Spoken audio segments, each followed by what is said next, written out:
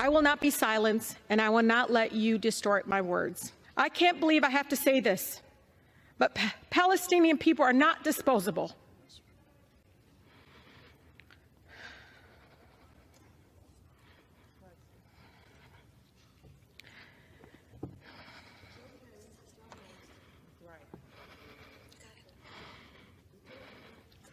We are human beings,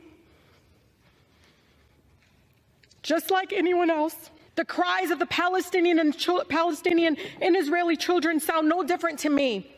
Why? What I don't understand is why the cries of Palestinians sound different to you all.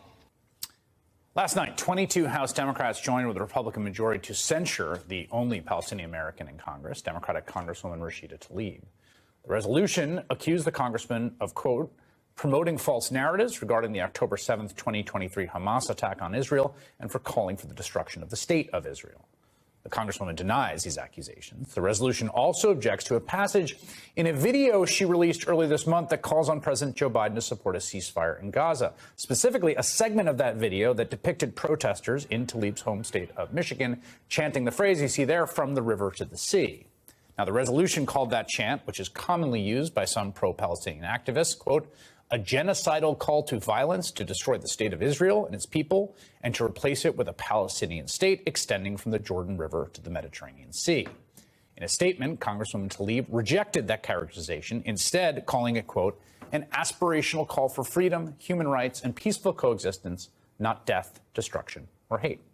And Congresswoman Rashida Tlaib joins me now. Congresswoman, thank you for coming on tonight. I just want to start by asking what your conversations with your Democratic colleagues have been like over the last 24 hours, particularly if you've talked to any of the 22 that voted for the censure resolution. I mean, many of my colleagues know I have an open door policy. They can come and talk to me about this, and they know the conversation will lead and me urging them to please save as many lives as possible, and that means calling for a ceasefire. Again, my colleagues know where my heart is, and they know that I have been pushing from day one of coexistence, of the days where both my grandparents, when they were born there, that there was coexistence among all faiths, living in peace. And, you know, much of what I'm seeing is distortion of my words, also in trying to silence my residents who have been calling from the beginning of freedom, freedom from inequality, freedom from the occupation, freedom from the violence. And so it has been really difficult, I think, for me as I walk on the House floor, walking there, watching many of the colleagues that voted for this not engage me. And they know I'm ready. I'm ready to have those conversations. And I think they're missing an opportunity to talk to a Palestinian American, serving with them. I have a lived experience that needs to be shared and be heard. I want to sort of stipulate here that I think the censure resolution is a sort of ludicrous distraction amidst the sheer amount of human suffering happening in the region. So, you know, just to put that aside, but I do want to talk about this phrase, because obviously this was a phrase that I think really caught some folks, I think, Jewish Americans, supporters of Israel, different folks, and it reads differently to different people, from the river to the sea. The contention is that this is a call for a kind of anti-colonial expulsion, right? Similar to like Algeria kicking out the French, right? Like, get out of here, go back to wherever you came from. This is how it's heard, I think, to a lot of Jewish ears. And so I want you to explain, like, what you mean by it and why you used it or why you included it in the video. Yeah, I mean, look, I'm asking my colleagues, don't distort the words of my residents. Many people in this movement for human rights for Palestinians have always centered it around coexistence. You hear them calling for that and saying that, you know, no matter your faith, your ethnicity, your background, you should be able to live without fear, without discrimination, without this kind of inequality that, you know, Netanyahu's extremist party and his leadership has been pushing. And so for many of my colleagues, they know and deep in their hearts where my heart is, and many of the folks, including the American Jewish community that's out there, demanding again the call again against this notion that we can't all live together. And so I think again, this is just a moment right now that folks want to use this specific moment to silence the majority of Americans that are calling for a ceasefire, to silence this movement around actual peaceful coexistence, because right now, that's not what Netanyahu wants. Netanyahu's current government, most extremist government in the history of Israel, is not calling for that. He's going to the United Nations and basically showing maps where Palestinians don't exist. And so I wish my colleagues would call out that. Just to be clear here, I mean, when you talk about peaceful coexistence, you imagine a pluralistic democratic state in the full land from the river to the sea. People call it the one-state solution. But that would be, I mean, fundamentally, the people that adhere to Zionism and think Israel should exist as a Jewish state, like, they're just not going to like that. I just want to clarify what the actual positions are. I understand that. And, you know, Chris, look, I grew up in the most beautiful, blackest city in the country where separate but equal didn't work. We saw it in our own country. But I'm not going to push it on the people. If folks want to push for a two-state, go for it. But guess what?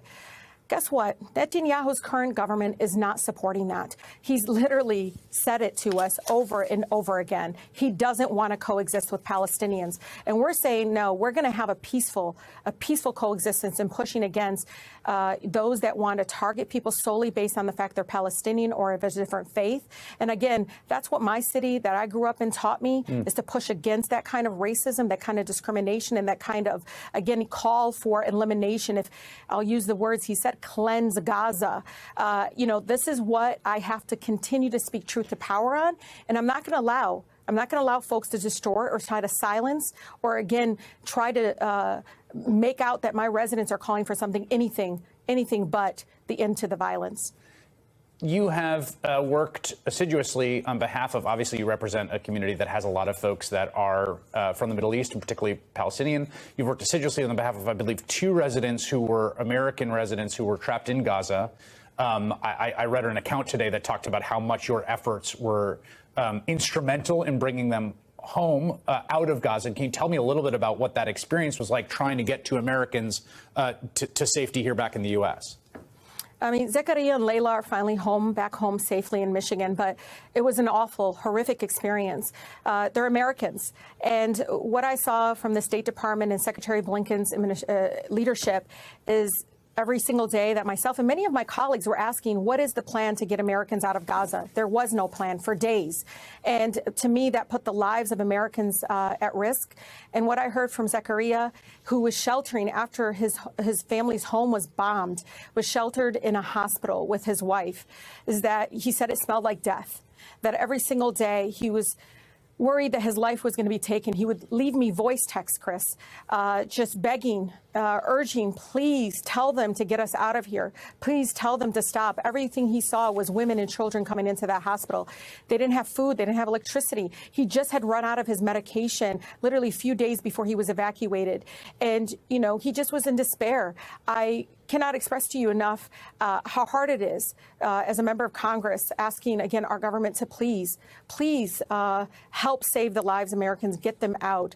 And again, they didn't move with the urgency that I was hoping. But he's home. But one of the things you should know, Chris, is the overwhelming guilt that he's home safe and his family is still in Gaza right now being bombarded. And every day he worries that they're not going to be able to live through this. Congresswoman Rashida Tlaib, the lone Palestinian American member of Congress representing the city of Detroit. Thank you so much for making time for us tonight. Thank you.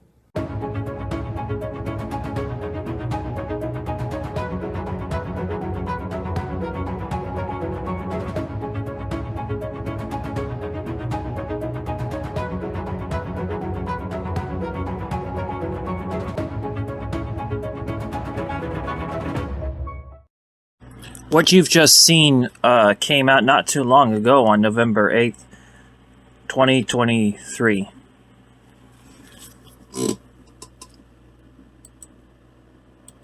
The description reads, Congresswoman Rashida Tlaib. Oh man, I have never been able to pronounce her name, but she's the Palestinian American Congresswoman.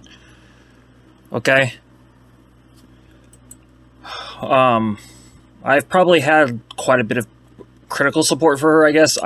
I'm not for the existence of the United States. In fact, that's largely how Bundism in the United States is looking. You know, not the social democratic wannabes, but like Bundism within the United States is just as much against Zionism and Americanism.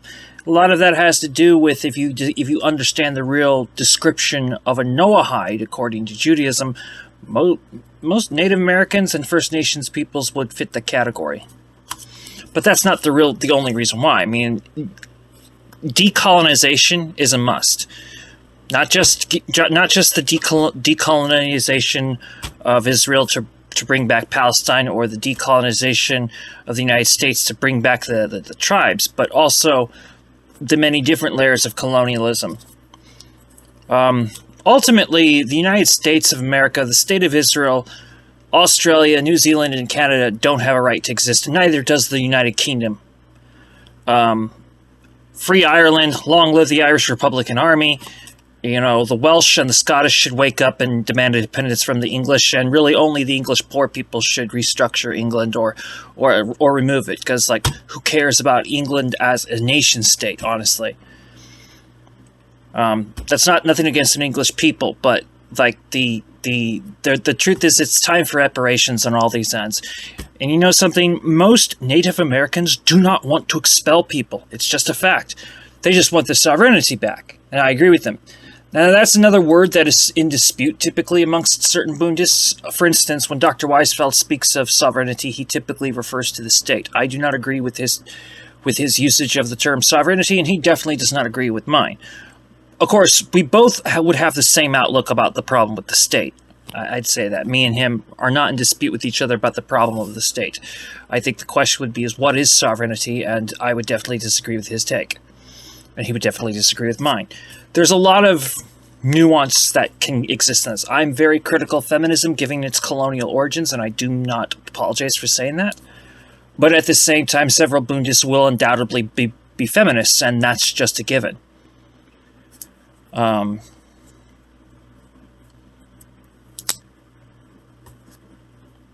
There's so much I do plan to get into the nuances of and the differences and the different points of view within the Bund today.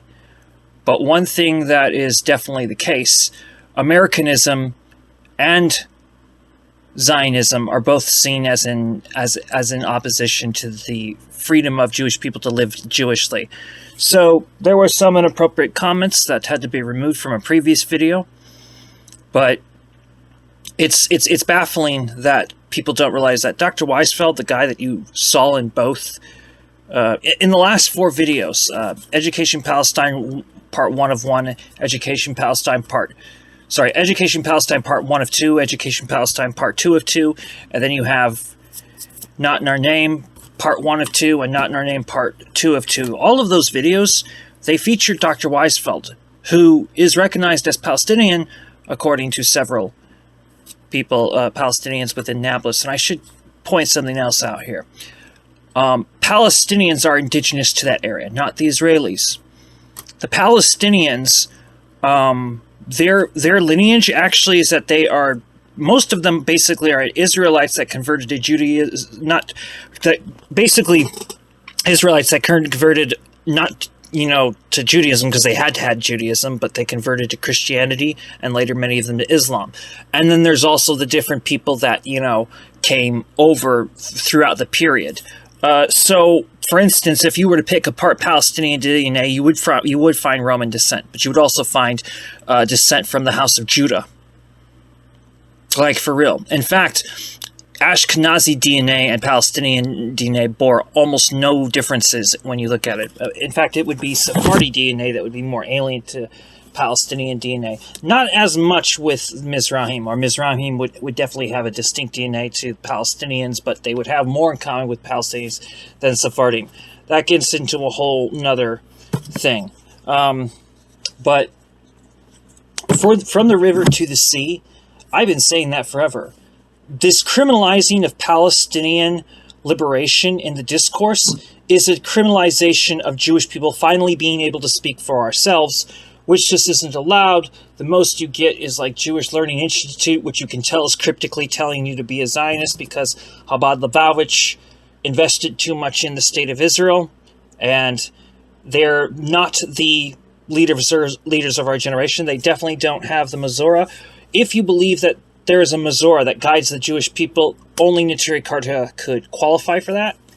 There are a lot of problems with Chabad. In fact, Chabad, after its third Rebbe, it had several schisms, and what we understand is Lubavitch is only one branch of that. The funny thing is that the fifth Lubavitcher Rebbe was extremely anti-Zionist. Then the sixth one didn't really care either way from the way it looked, and then the seventh one denied being a Zionist the whole time for the most part, but was in bed with politicians such as Benjamin Netanyahu beforehand. So another thing to point out is the state of Israel is not running on ultra-Orthodox Jewish policies. There is basically an alliance with Chabad and the Likud party. And this is what Zionism is. This is what Zionism inevitably leads to. So no one is happy that hostages were taken. However, it is not true that the Muslim Brotherhood had beheaded babies. None of that happened. They took hostages. And some of those hostages have been recovered, actually. And on top of it, Hamas hasn't killed a single hostage, but the state of Israel has it in law that they can carpet bomb Gaza, including the Israelis in Gaza, and different people coming from other countries within Gaza. So, really, the whole question to me is, do you support ceasefire? If Jewish people in this country are for ceasefire, I'm not going to get in their way with that. The priority I see is that the state of Israel should just not exist. The state of Israel ceasing to exist will lead to a further acceptance of land back within the United States and Canada, and the sooner the better, because one thing that like I said, if you actually got to know the indigenous, the natives, that most of them do not want to push off Europeans or some shit like that. They just want the sovereignty back, and I'm okay with that, because the United States of America is a tyranny. It's time to stop acting like it's anything but a white supremacist government, which adopts different people of color to be just as white as the white people. Whiteness was largely, as a concept, it was largely created during the Inquisition. So as a Sephardi, I have a personal look at this. I do have a personal outlook about this that, is not unheard of. Unfortunately, out of the Ashkenazi, Mizrahim, and Sephardim, most of this Sephardim, we are typically the most assimilated, actually, and the most lost. But those of us who are not assimilated are usually somewhat semi-integrated, and we tend to hold on to a lot of Al-Andalusian culture. This definitely does explain me. And Dr. Abraham Weisfeld, who I keep featuring because he was the chairman of the Jewish Bundist diaspora movement, and he still operates as the chairman in different respects as well. He went to Palestine several times. This man's been shot by a rubber bullet, which, if you know anything about those rubber bullets, they're basically metal covered in plastic. I have been, for 10 years straight, I did a hard seasoned activism, which took much of my life from me. And, there was always Dr. Weisfeld, who everybody took the cues from. He became the example. He went into the West Bank, lived among them, and if you find, and now a lot of young people are attracted to doing the same thing. That is why he had been arrested for criminal mischief. That is why he's going through all these legal issues. And that's because the Bund is back. So this whole thing was like, the Bund was stupid and they died. No, the Bund was still popular, after the Holocaust. The problem is that after the Holocaust, there was so much backing for the Zionists, not just by capitalists, but even by the communists. And no, I'm not going into some crazy thing about exaggerating who Stalin got rid of or whatever, because the idea that the Soviet Union did more harm to Jewish people or to anybody, more harm than Nazi Germany, you're scum if you actually think that. But anyway, this next clip I have is from Neturei Karta.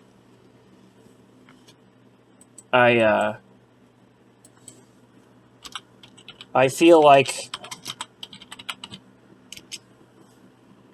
there's better ways I can convey this, and I'm working on that too. But the last four remixed documentaries were done for the sake of basically a crash course into the problem at hand, as it is. So this, let me pull them up. This next one is a video of Rabbi David Feldman from Neturei Karta International speaking at a pro-Palestinian rally in Newburgh, New York on November 7th. of this year of 2023.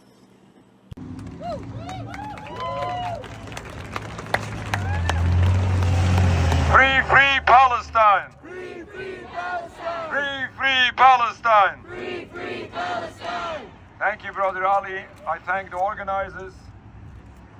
And I thank the previous speakers, the sister that told those personal stories. So right, we all have to listen to these stories. And we have to open our eyes to what is happening. I appreciate the words of the brother before that explained that we don't have to be Palestinian in order to speak up to what is happening. Let me tell you, I'm a Jewish rabbi. I have many colleagues who are indigenous Palestinians. My colleague on the very far right is eighth-generation Palestinian, and many like him. And we have so many Jewish people the world over who are embarrassed by all what is taking place, or pained by what is being done, supposedly in our name. This is a true genocide, what we are experiencing in front of our eyes, where we have a mass murder, killing, murdering innocent men, women, and children. This is not acceptable in any way. We as Jewish people, as I said, we are embarrassed that all of this is being done supposedly in our name. But it's even way worse when our religion is sadly being misused to justify all these crimes forbidden in Judaism. This whole concept of Zionism, this existence of the state of Israel, is in total contrast of basics of Jewish belief, and certainly killing and stealing, oppressing an entire people. You don't have to be Jewish to realize and understand how wrong this is. But this is not only a crime in international law, this is a true violation of Judaism.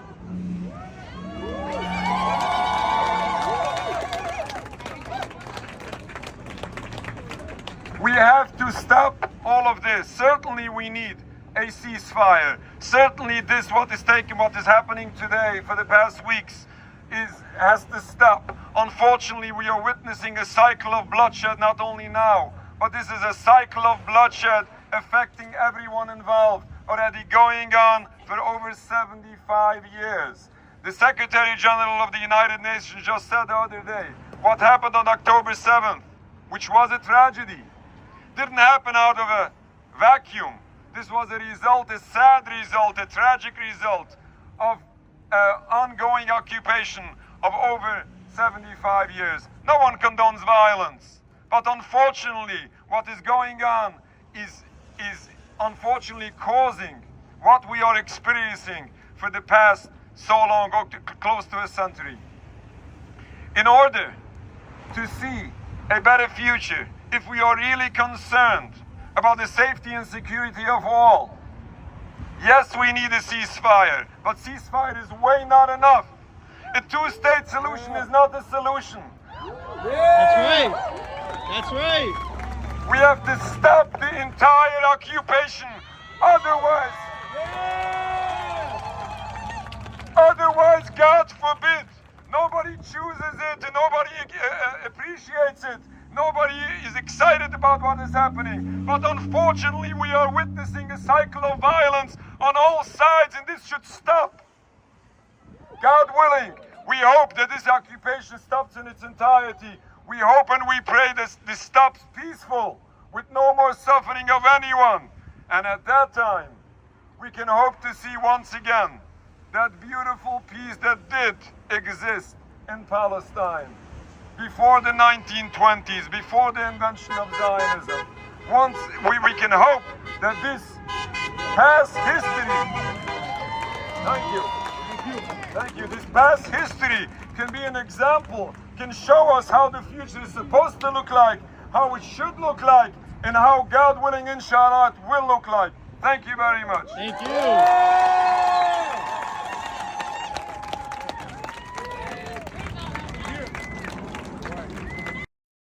And now I think this should continue with the something which came out on November 8th, not too long ago, November 8th of this year of 2023.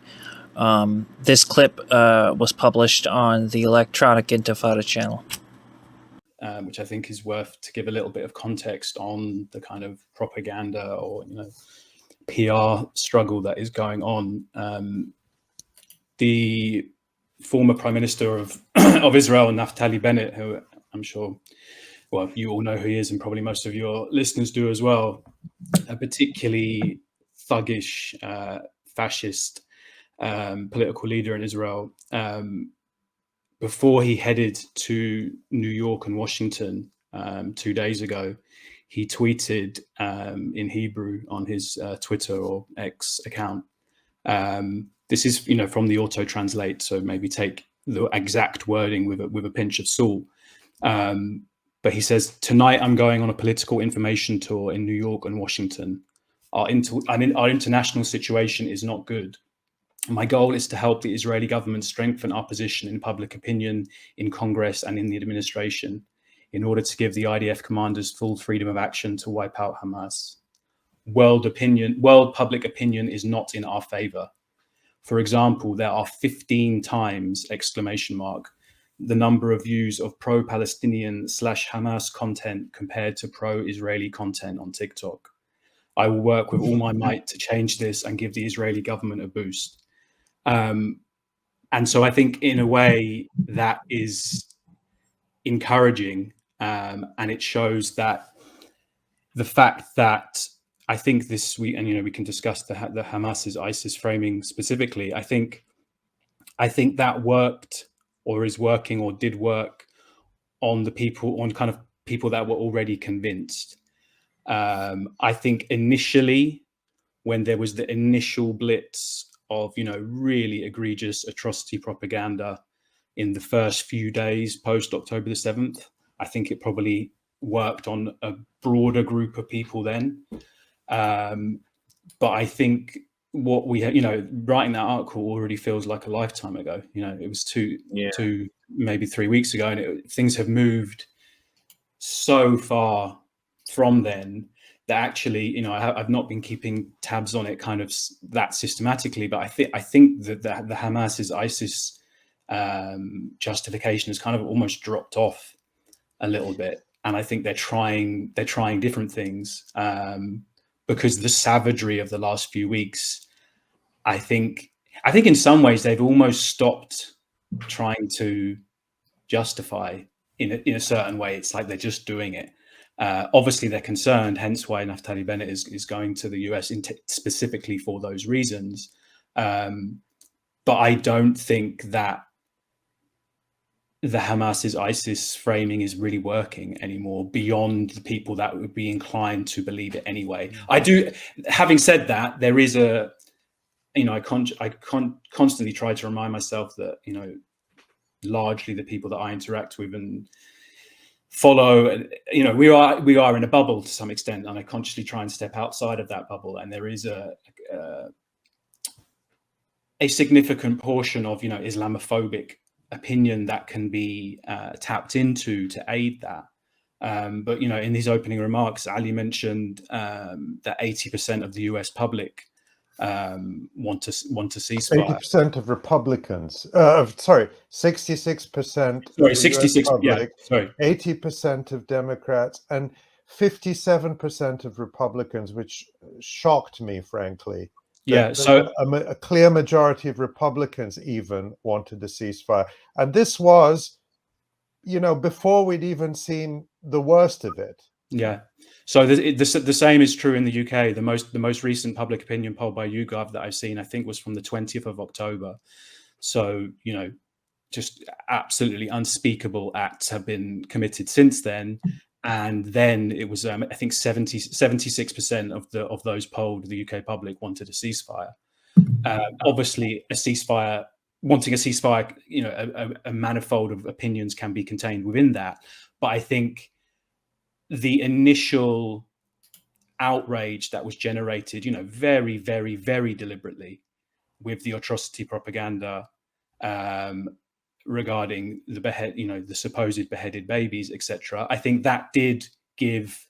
I think Israel could have got away with, let's say a week of carnage from that, but they've continued and they've gone to this kind of maximalist position of they're not going to stop. And I think it is very evident that that is causing them and the US consequently. And, again, what you opened with, Ali, the fact that the US is trying to imply they want to restrain Israel but are helpless to do so.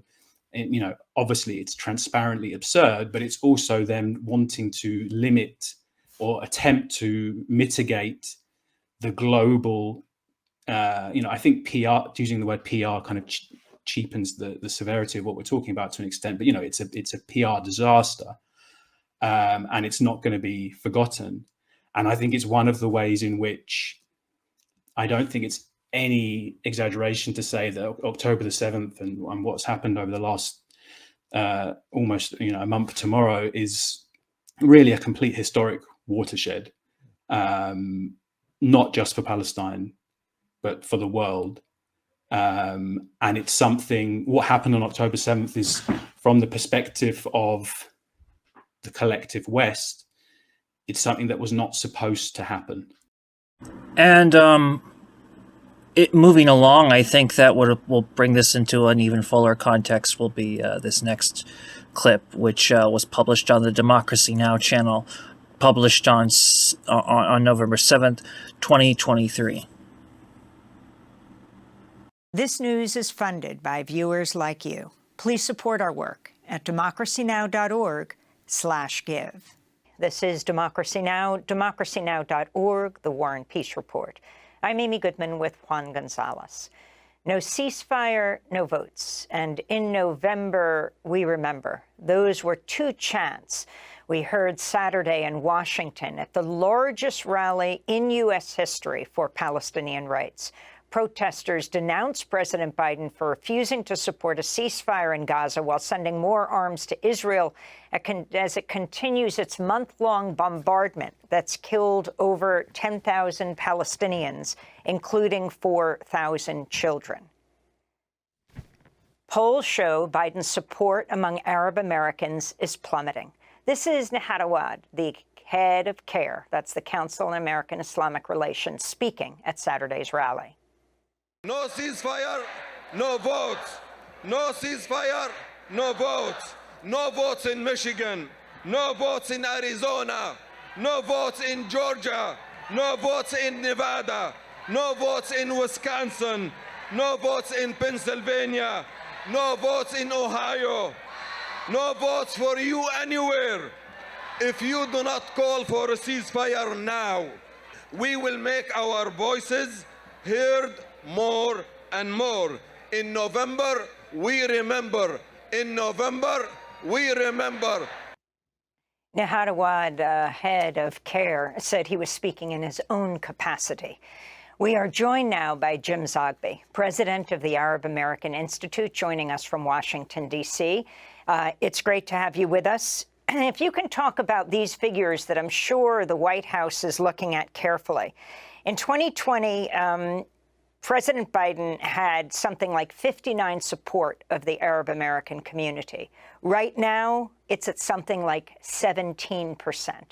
James Zogby, if you can talk about Biden's stance right now on Israel and Gaza. Thanks, Amy. It's been a long time since we've been together, and I appreciate the opportunity to speak with you. Look, the poll is one that we did to get a read on the community.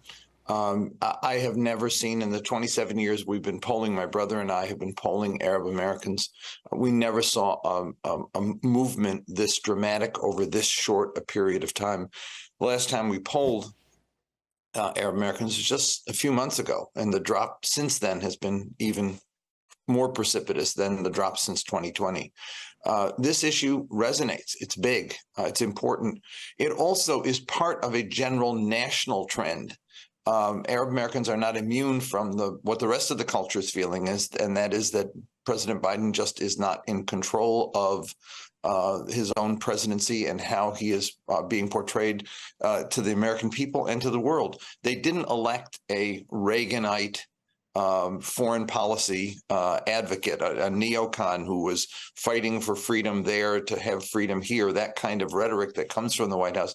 They voted for somebody to focus on a whole bunch of domestic issues to bring domestic peace and tranquility after 4 years of Donald Trump. And that's not what they've gotten. And I think that, coupled with the Gaza situation, most certainly is driving these negative numbers. They are deeply disappointed with the position he's taken on this conflict, and they just are jumping ship. And Jim Zogby, could you talk about the some other aspects of the poll, what the support for a ceasefire was, and also whether there were gender or age or religious differences in those you polled? What was really significant was that across the board, when you get numbers that high, a flip that high, or numbers in the 70% range on several questions like support for a ceasefire, or how important is the Palestinian issue to you, or how disappointed are you with the president's performance on this issue, all of those numbers were 2/3 or greater. When you get numbers that great, you expect across the board to see the crosstabs reading that way, and we did. There was virtually no difference in terms of majorities, regardless of religion, regardless of whether born here or immigrant, or a gender or age. Pretty much across the board, there's frustration and deep disappointment with this president. And the question I keep getting asked is, can Biden win him back? The visceral reaction to this issue is so great that in order to do that, something dramatic has to come from the White House. And I'm not sure that the president has the wherewithal to do it. Look, I've heard two things from people at the White House. The one is they're not going to vote for Donald Trump because they don't want, they don't want back what he was doing during his 4 years. And so they'll come around in a year. I told them that. When I heard that, I said, that's insulting and dismissive. You have to earn that vote. They might just as well stay home. They might vote for Cornel West. They might just not vote at all. And it's not a given that young Arab American women who want control over their bodies and their health care, that older Arab Americans who want protection for their Medicare or an expansion of health care, it's not clear that they're going to make the decision to vote at all if they don't have something to vote for. It worked the last time. Vote for me because I'm not the other guy. I'm not quite sure it'll work. It'll work this time. And I've got an article coming out in The Nation tomorrow that makes the point that it's not just Arab Americans who are affected this way. It's young people, it's progressive Jews, it's Black, Latino, Asian voters. There's a significant decline that this president is encountering across the board. And Gaza is playing into it. It is a sort of a canary in the coal mine issue. It's one that sort of is the speaking to a broader sense of dissatisfaction, and the White House has to get a handle on that and not just dismiss it. And speaking of broader sense of dissatisfaction, you worked with Bernie Sanders for 2 of his campaigns. How do you understand his insistence only on calling for a humanitarian pause and not a ceasefire? And Juan, let me play a clip of Bernie Sanders, who was interviewed this weekend on CNN. I want to just clarify one thing, Senator, if I might. You support a humanitarian pause in Gaza. Some of your fellow progressives say that there should be a full-on ceasefire, which would require an agreement on both sides to halt the fighting. Do you support a ceasefire? And if not, why not? Well, I don't know how you could have a ceasefire, permanent ceasefire, with an organization like Hamas, which is dedicated to turmoil and chaos and destroying the state of Israel. And I think what the Arab countries in the region understand, that Hamas has got to go. That was Bernie Sanders being interviewed by Dana Bash of CNN. In fact, just a few days ago, Bernie Sanders' office was occupied by a group of progressives protesting that he wasn't calling for a ceasefire, among other senators. Jim Zogby. Look, I have no idea. I've called the senator, didn't get a call back. Left them a couple of messages, text messages, didn't hear back, and I'm disappointed and frankly confounded. I don't understand the thinking here. One could easily take the sentence that he spoke about you don't have a ceasefire with a group like Hamas that blah blah blah, and stick in the Netanyahu government of the most extreme rightists in the country that are today, while under the cover of Gaza, taking armed settlers to evacuate Palestinian villages and force people to leave their lands, leave their orchards and their homes. This is a crazy extremist government, and yes, Hamas is a group that has done and does evil things, just like the Netanyahu government does evil things. The question is, that's why you need a ceasefire. And to say we can't have peace with them, it's what the Palestinians say, we can't have peace with the Netanyahu government. But the problem is that the United States has to act like the adult in the room, and we haven't. We've been the cheerleader, the coat holder, the enabler, and the funder of one side, digging the hole deeper every single day. And the result is that we're locked in a conflict here on Israel's side that has no good end in sight. Those who think on this path will eliminate Hamas, forget what happened in Beirut in '82, forget what happened in Lebanon in 2006, or what happened in Afghanistan or Iraq. You don't eliminate. What you do is you create the conditions for something more virulent afterwards. You're not going to get rid of Hamas. I mean, the million-plus people who've been forced to leave their belongings, their memories, the neighborhoods that they lived in, now reduced to rubble and flee to the south where there's no infrastructure to take care of them. The families of the 10,000 who've died, 4,000 of whom children, they're not going to say when this is over, if it's ever over, oh, we love Israel, let's have peace. There is going to be the seed. There are the seeds being planted today for Hamas 2.0 or something more virulent. And I don't understand how the folks in the White House or the State Department just don't get it and say, this is not going to end well. At the end of this path, with the exception of more dead bodies, more anger, and more virulent extremism, we're going to be right back where we started. It's a failure of the United States, not of Hamas and of Israel, but the United States. We have not shown the leadership that we ought to be showing, given the fact that we're funding this damn thing, to stop it. And James Ogden, you've been for decades now an expert in public opinion and polling, and it's not just the United States or England and France where we're seeing unprecedented demonstrations in support of the Palestinians and opposed to Israeli bombardment and the invasion, but also across the global South. In the rest of the world, outside of the Western countries, there's virtually no support for the United States policies and Israel. I'm wondering if you could talk about that. Yeah, and we've just finished a poll in 12 Arab countries. I should add, my brother does the domestic polling. We played the game of Risk, and he took one side of the board, and I got the other side of the board. I do polling in the Middle East and some polling in Europe. We've done some polling on Ukraine and with European countries, their attitude toward it. But in the Arab world, we've blown it. There wasn't actually much of a bounce when Joe Biden got elected. The damage done by George W. Bush, the disappointment in Obama making promises in Cairo that excited people and then blaming the Arabs for not delivering on the promises he made, and then Trump and the chaos of 4 years. People have told me we've been on a roller coaster with your country for the last 20 years, and frankly, we're dizzy right now. We don't know what we're getting.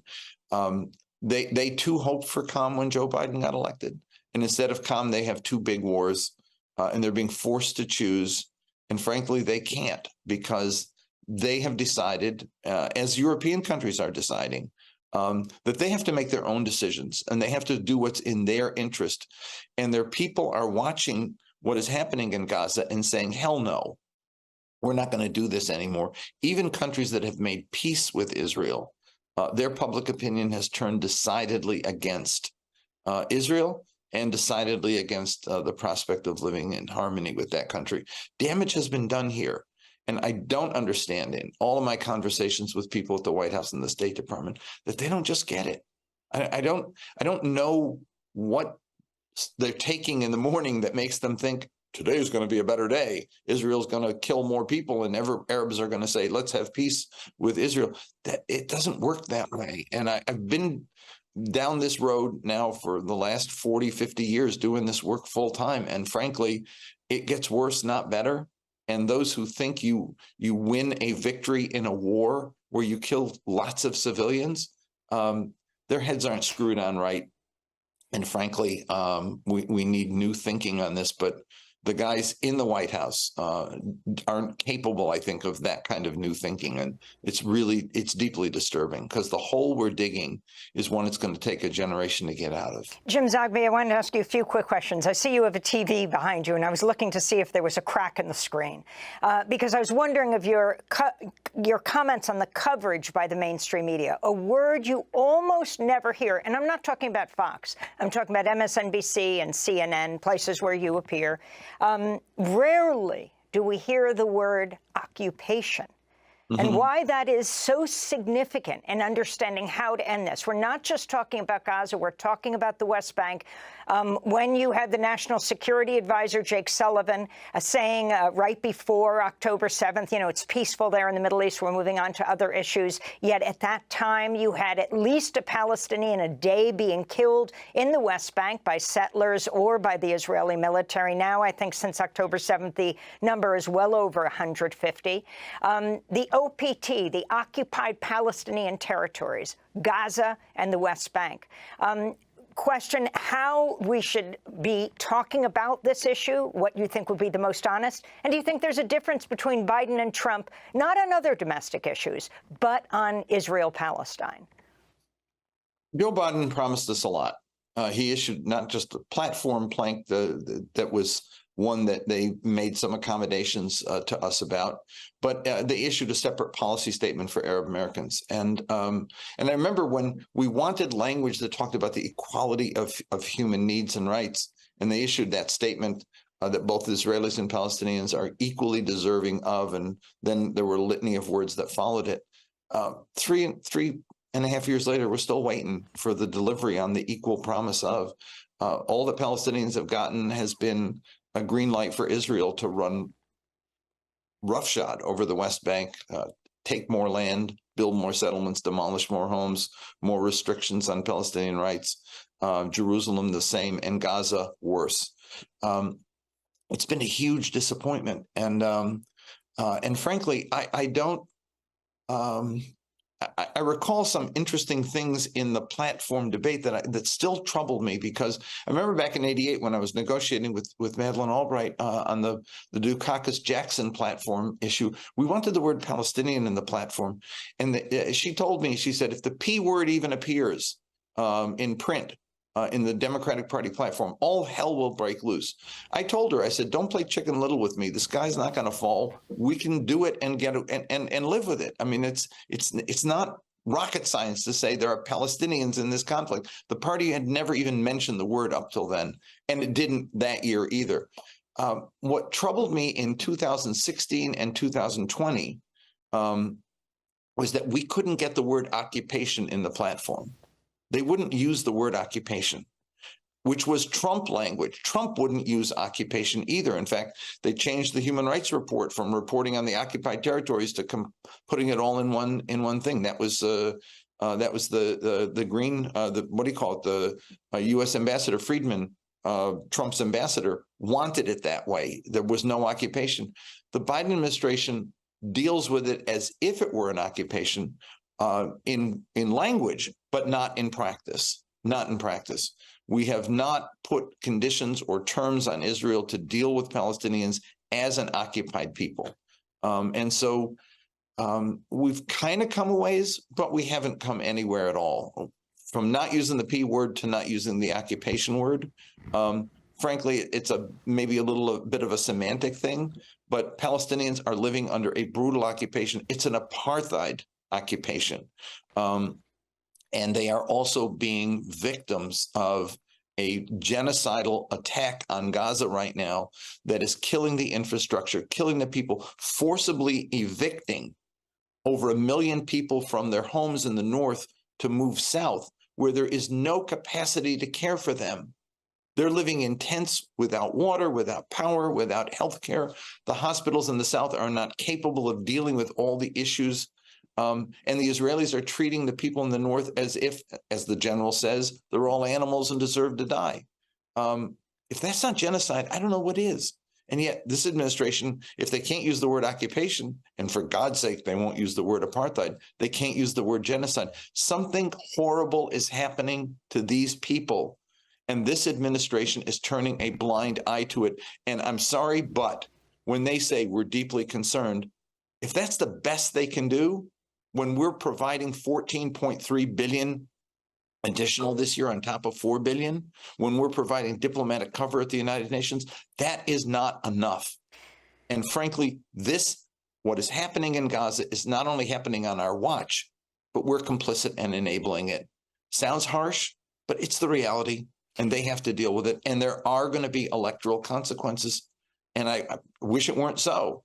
Last thing on earth I want to see is a Republican of the type of Donald Trump or whoever comes after in the White House. But they have to earn the vote and establish that there's a difference. They haven't done it. James Zogby, president of the Arab American Institute, joining us from Washington, D.C. Democracy Now! Is funded by viewers like you. Please give today at democracynow.org/give. The closing thoughts that I want to give to this is that I'm 39. I just recently turned 39 years old. I've been protesting and agitating and educating since 2009 on this very subject, only for new, people who are new to the scene who come up and say, "Yeah, man, we're really radical and stuff," to tell me how better to do what I do. Even though I've never claimed to be at the head of any of this stuff, I guess it's because I've been effective at reaching people. The real effectiveness started, I think, in 2018, because then it was realized there's no joke to this. It may surprise people to know that the Jewish Iranians love being in Iran and they don't support Israel. The most aggressive anti-Zionist population of people who oppose the existence of the State of Israel are Jewish. It was us Jewish people who opposed it originally. After the Holocaust, a lot of propaganda backed by the Western capitalists and the Bolshevik Soviet communists in favor of Israel took off. And again, no, I'm not bashing Stalin or saying Stalin was this great murderer. I mean, that's one of the ways to tell when someone's anti-Semitic is if they think that Stalin is worse than Hitler. That usually gives it away. And Stalin actually did have a soft spot for the Yiddish language. It might surprise you to know that. But the apparent rationale, and every Marxist-Leninist has told me this, the apparent rationale that he had for supporting the State of Israel was so the British would no longer be in control. That's the worst reasoning in the world, because the British were bad, but the Zionists are worse, and here's why, and they were always worse. In the Balfour Declaration, an Arab state is acknowledged right next to a Jewish state. Never mind the fact that the concept of a Jewish state is an oxymoron, but the Zionists have never accepted Palestine. They never will. The Nakba was done by labor Zionists. Yes, they're so-called left-wing Zionists. All Zionism, whether right-wing, center, or left-wing, is all far-right. It's all far-right. It's just different ways of doing it.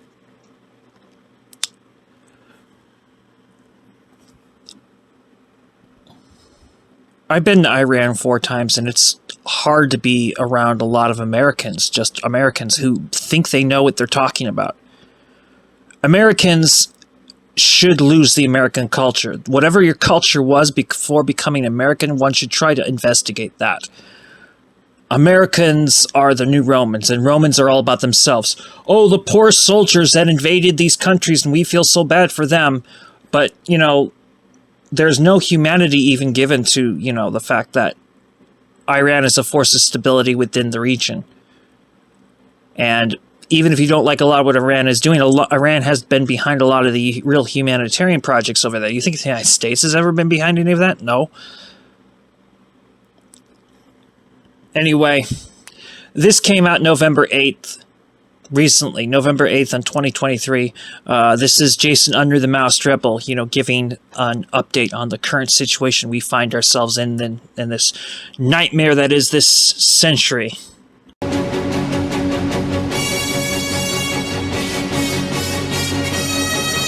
It is becoming increasingly clear that the United States is looking for a justification for starting a war with Iran.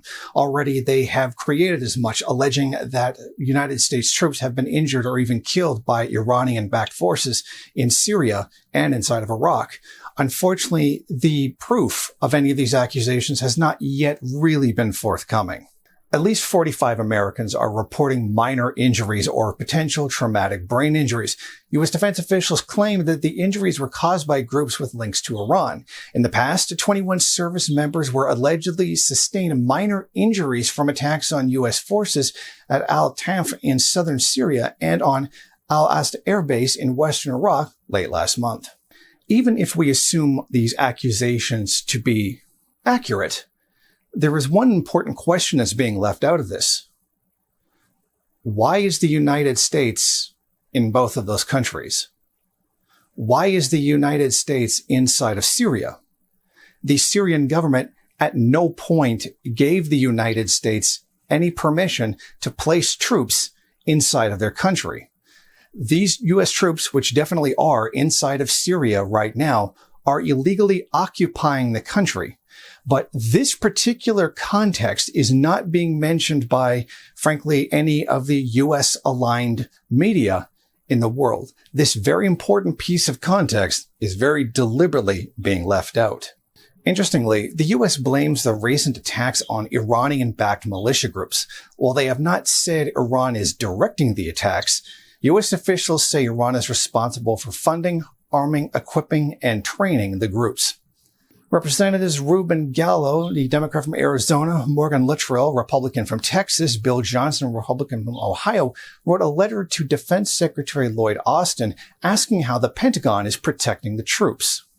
The department must proactively work to reduce the risk to service members, both to protect our men and women in uniform and to preserve the capability and readiness of forward operating bases. According to NBC News, there have been multiple attacks on U.S. troops in both countries. Since October 17, there have been at least 38 separate attacks on bases housing U.S. troops in Syria and Iraq, mainly by one-way drones, mortars, or rockets. The two attacks that caused the injuries were both on October 18. In retaliation, the U.S. has killed several alleged Iran-linked forces. Once again, we ask the same question. What is the United States doing inside of Syria? They were never invited by the Syrian government to be there. By contrast, Iran, which does have some forces inside of the country, were invited there by the actual president, Bashar al-Assad, in order to help carry out anti-ISIS operations. So they are there legally, while the United States is not. So the United States is essentially trespassing on Syrian property and then killing people who are invited guests of the Syrian government. But all of this context is very deliberately being left out. All that is being reported by the media, all that is being talked about by U.S. politicians is that U.S. troops are being attacked, and thus we then have to defend them. The attempt at justifying war this time around, at least with Iran, is by building sympathy towards U.S. troops that have been killed or even injured by these attacks, by saying the poor troops who are trespassing in somebody else's country. The U.S. is using sympathy towards those soldiers, which is very high domestically at home, in order to justify military conflict with Iran. To make matters worse, U.S. Secretary of State Anthony J. Blinken has falsely claimed that Iran is attempting to cause the Israel-Palestine conflict to spread out into surrounding countries, an accusation that has no evidence whatsoever. On Sunday, he announced that nuclear-powered submarine was traveling through the region. The U.S. makes another complaint. Heading off any escalation by Iran or its proxies in the region is a priority for U.S. officials. The roughly 3,500 U.S. troops in Iraq and Syria have already been subjected to more than 40 drone attacks and rocket attacks by Iran-aligned militias since Hamas invaded southern Israel on October 7, and a wider regional conflict would likely draw American forces deeper into the fight. The United States, citing retaliation for the rocket and drone attacks against U.S. forces, carried out 2 airstrikes last week on sites in eastern Syria that it said were being used by Iran and its proxies. Again, the U.S. is illegally occupying a country. Iraq has already told them to leave. The U.S. explicitly refused to leave the country and continues to carry out the illegal occupation of the country to this day. Meanwhile, allied Arab states like Jordan and Egypt have pleaded with the United States to step in and attempt to rein in Israel to some degree to try to scale back Israel's ongoing genocide against the Palestinian people. However, the United States has done no such thing. Instead, they have gone ahead and actually hindered efforts to get aid relief to Gazans and have consistently gone out and covered up, even whitewashed war crimes committed by the Israeli military. This comes as the Israeli regime has intensified its bombardment campaign against Gaza since October 7, after the Palestinian resistance movement Hamas launched its Operation Al-Aqsa Storm in response to decades of violence against Palestinians. Palestinian officials in the besieged Gaza Strip say that the Israeli regime has dropped more than 20,000 tons of explosives on the territory in its ongoing war of aggression. The Palestinian Health Ministry in Gaza announced on Monday that the death toll from the incessant Israeli bombardment of the coastal territory stood at 10,022, including 4,104 children and 2,641 women. Thank you for watching. If you like this program, then please head over to my Patreon page and set up a monthly donation. It's your donations that keep this program running. Also, if you would like, please rate, comment, subscribe, and share in various social media.